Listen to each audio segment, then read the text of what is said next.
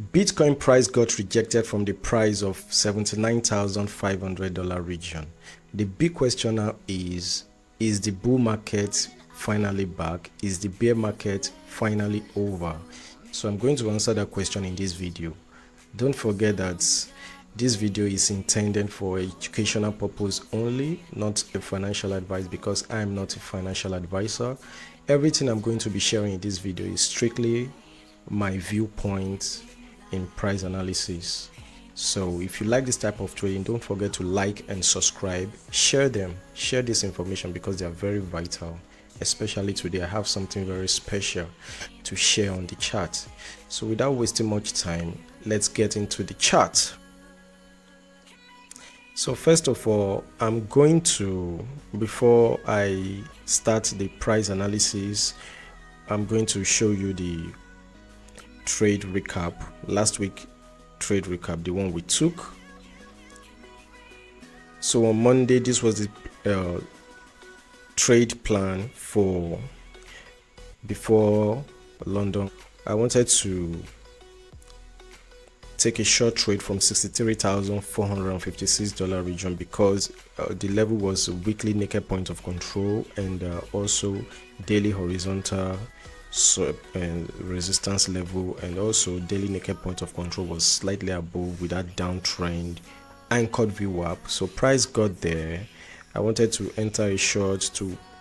The overall plan was too long actually for the week. The overall plan was too long, but I wanted to short into the long setup and so that I can safely play the bullish continuation, but the price was too aggressive for that. Price was unwilling to look back and I took a loss on that one. The long trade setup didn't quite happen according to plan, so this was the result. I took a little loss on that trade, and the next day I was anticipating a symmetrical triangle pattern. The plan was to short from D target, which was 64,429, and to long the E target for the breakout at $63,000 region thereabout, and that didn't quite happen as well. So that was the major two trades that I was expecting a bigger move last week. And then also after that, my plan was to long from 63,878 region, and if that level fails, I'll be willing to long from 63,604 because the level was weekly naked point of control in perfect confluence with daily naked point of control, and below it was a daily horizontal level, support level, and also the uptrend and cover VWAP from the weekend low was also in perfect confluence with that region. So a lot of things was going on here. That was why this was my first point of interest, and the overall point of interest the most preferred was this, and price was still too aggressive, to look back. We didn't quite get that because the uptrend was too aggressive, and then that didn't quite happen. And on Friday, this was the trade plan. I wanted to take a short. The overall plan was still too long, but I just want to play that retracement from monthly horizontal resistance level. Daily naked point of control was slightly above it. Let me go to a bigger share. So daily naked point of control was above it, and there was a monthly naked point of control and slightly above the daily horizontal resistance level. Although there are other levels to the upside, but the reason why I chose this place was because it's a higher time frame key level zone, and the confluence there was just too attractive to let it go. So the overall plan was also to play the bullish continuation from daily naked point of control, and also perhaps if price didn't get there, we could get a shallow retracement to taking out the Asian low liquidity. That did quite happen, and so last week I got into some trades, but it was an aggressive trade. So the trade I shared in advance and the ones I shared in advance just didn't happen according to plan. Price was too aggressive to give that pullback. So it's just a bullish continuation kind of trade, and you have to be very experienced to play them. So there was a video I made stating if the low was in, and if the bear market is over, if the bull market has started. I was able to place a trade from the low created sometimes around June. From the low was created at $57,700 region, and my entry was 58,300 after seeing the bullish confirmation. And I'm currently in this long trade. I haven't closed it yet, although I have taken profit 1. I have TP1, and that Friday I took an aggressive short trade, but I couldn't share the trade because it was too fast. It happened so fast. The price eventually broke all those key level and eventually reacted from downtrend anchored VWAP, pulled from the all-time high, and it was also in perfect confluence with daily naked point of control. So as soon as I saw that rejection, in fact that day TradingView even it glitched. It practically froze before getting the entry at the end of the day. That is why I couldn't even enter from the very high of 79.5. If not, I would have entered this trade from the very tippy top, because I was prepared for that level. It's an anchor VWAP from the all-time high. I know this is a very strong level, and at the end of the day I got in quite late. I have already taken profit 1 on this trade, and the rest is still running. So that was that for last week. Trade. And there was another one. This was the aggressive long that I also took around 63,703 for a bullish continuation of that aggressive uptrend all through last week. And I couldn't share this because these were aggressive trade. I only share trades that are low risk trade. You have to be very experienced to get into this type of aggressive trade, because most of the time I use swing failure patterns to enter. So when I enter on swing failure, immediately I move. There is a way I manage my stop loss immediately for those kind of aggressive trade. You really need to know what you are doing to enter this type of trade. That is why I did not share these entries. So back to the chart now. I want to share something very interesting on the chart. This is a Bitcoin all-time index from 2009 till date. This is history of Bitcoin. I'm currently on the monthly time frame, and right now I want to activate a special indicator that I use for confirmation actually. So the indicator was from Market Cipher B, so I created mine, and this is it. So now every bear market low is we usually have what we call trigger wave. It happened here October 2015, and then that was the end of the bear market after that trigger wave printed. And now we equally had another trigger wave to end the bear market February, or what was that, April 2019. April 2019 we equally confirmed another trigger wave, and also 2023 we equally confirmed another, or December 2022, 2023, January 2023 we equally confirmed another trigger wave to end the bear market.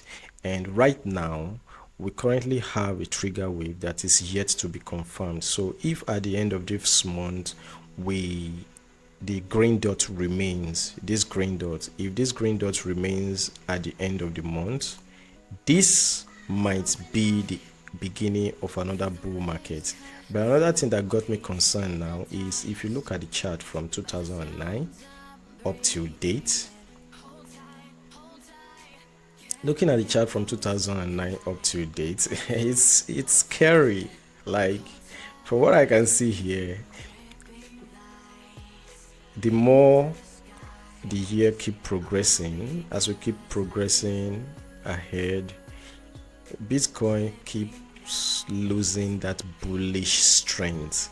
It keeps losing strength in momentum, and I wouldn't be surprised if the upcoming bull run doesn't exceed 200k. If it even gets there, Bitcoin must really do a lot of work.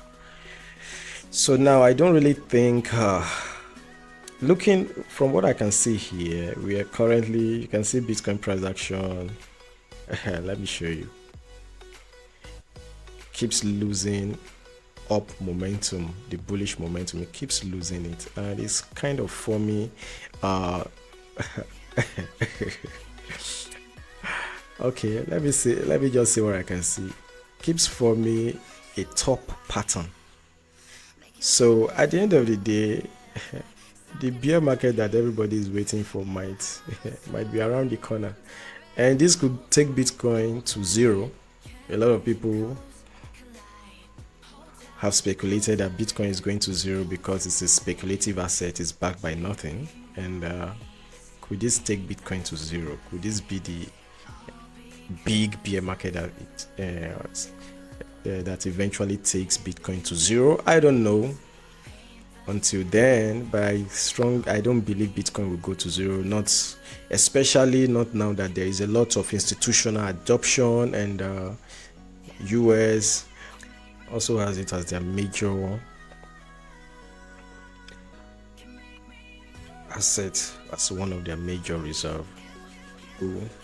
That's all for the Bitcoin All-Time Index, and I've shared with you what I see, so take that into consideration. This might be the beginning of a bull market. So now back to lower time frame. So I'll have to choose this. Okay, let's go to Bitcoin USD to see the key levels that was broken. Price broke through all these key levels. So this was what happened all through last week. Price keeps breaking all the major key levels I marked on the chart. Price keeps breaking them without slowing down. So now let's analyze what we have today.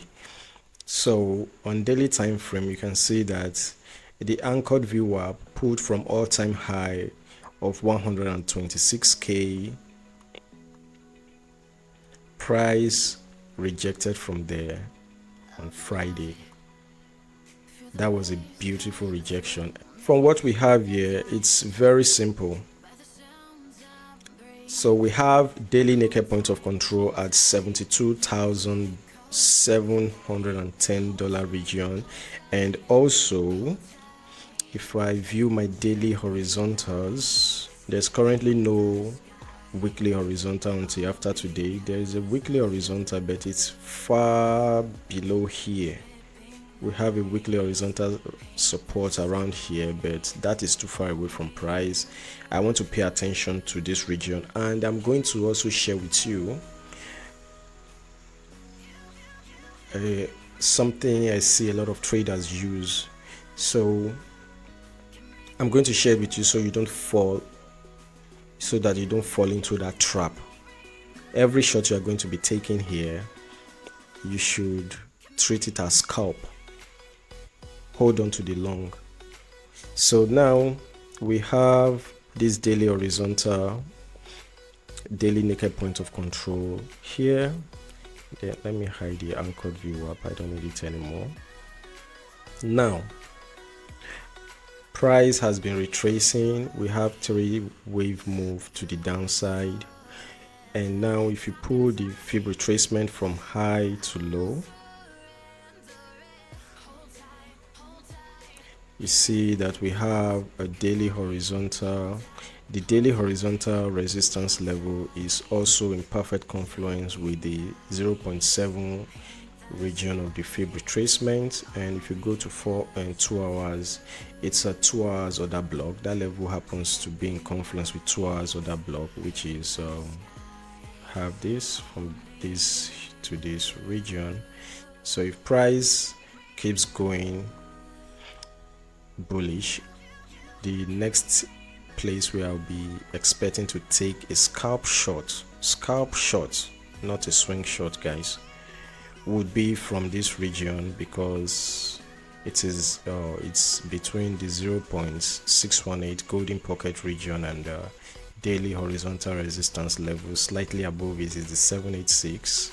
I will pay attention if I see a bearish reaction here to potentially go take it down. And that short trade, the target I'll be looking out for would be using the fib retracement now from low to high.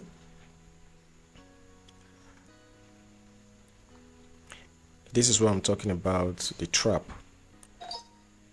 I see a lot of people use Fibonacci retracement and they pay attention to the $618 region, and they pay attention to the golden pocket region. Now, considering the price action in front of us,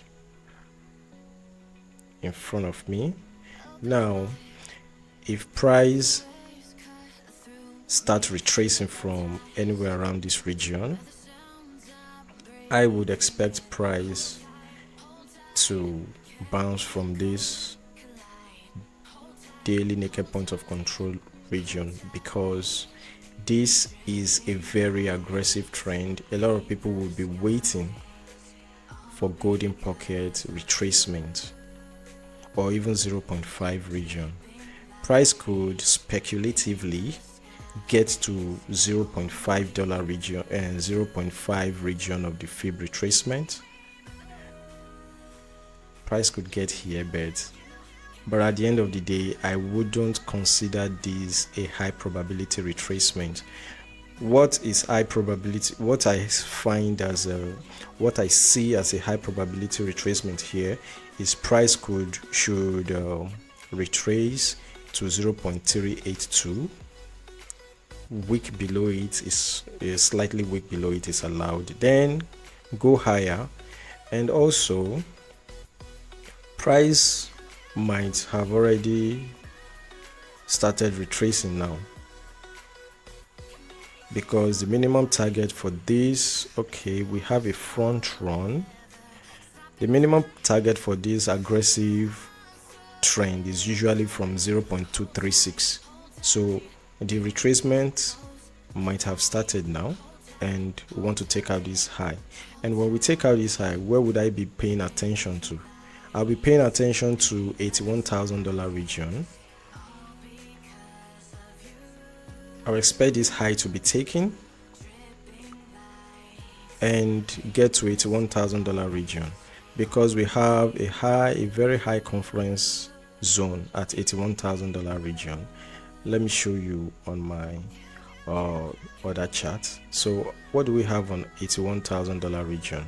We have the daily naked point of control at 80,850, and we also equally have the weekly naked point of control at 80,820, and slightly above it is the daily horizontal resistance level at 81,040. So if price breaks this high, I'll be expecting to take a swing short trade from $81,000 region and take it back to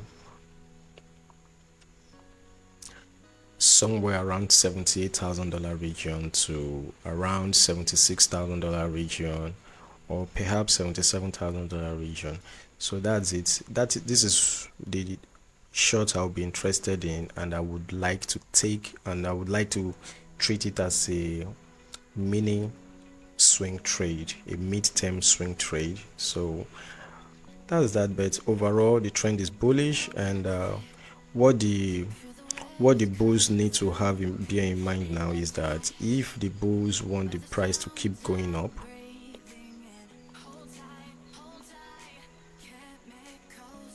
when price gets to $81 to $82 region thereabouts, expect price to pay attention to 3-wave correction or corrective wave to the downside. This is from Elliott wave principle theory.